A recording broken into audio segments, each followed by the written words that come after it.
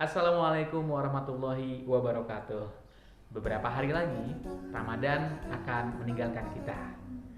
Sebagai bulan diturunkannya Al-Quran, tentu masing-masing di antara kita tentu berlomba-lomba menghatamkan atau menyelesaikan bacaan Al-Qurannya. Ada yang mungkin 1 kali, ada yang 2 kali, dan Masya Allah ada yang sampai 3 atau 5 kali lebih. Namun, beberapa di antara teman-teman remaja atau di antara kita ada yang mungkin jarang sekali selama Ramadan ini membuka atau membaca Al-Quran.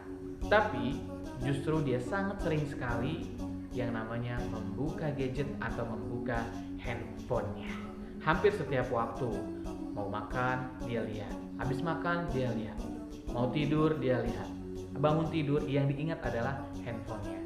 Nah, setiap waktu, setiap saat, tidak pernah yang namanya lupa memegang atau membuka yang namanya layar handphone.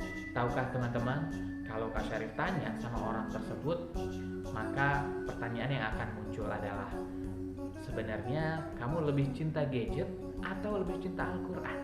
Berkaitan dengan cinta, cinta itu identik dengan kedekatan. Tidak mungkin seseorang mencintai orang lain kalau dia nggak pernah kenal atau nggak pernah dekat.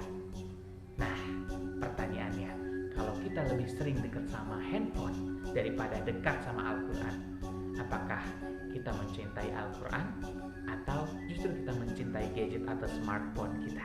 Saat zaman para sahabat dulu, Al-Quran ketika diturunkan, semua para sahabat mencintai Al-Quran.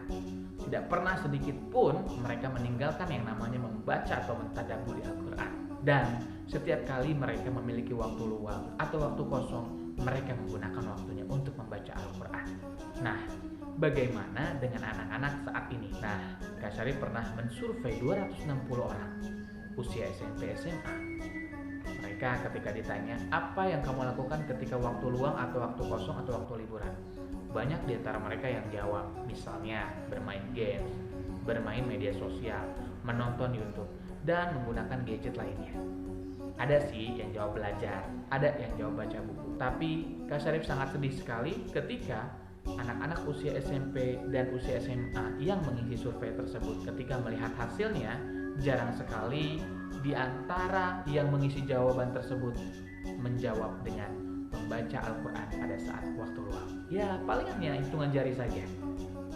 Nah, tahukah teman-teman bahwa pada zaman para sahabat Nabi dulu, mereka setiap waktu luang itu senantiasa membaca Al-Quran.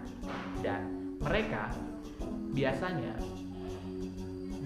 di antara mereka meninggalkan Al-Quran itu pada saat mereka dalam keadaan berjihad, pada saat perang, mereka tidak sempat membaca Al-Quran.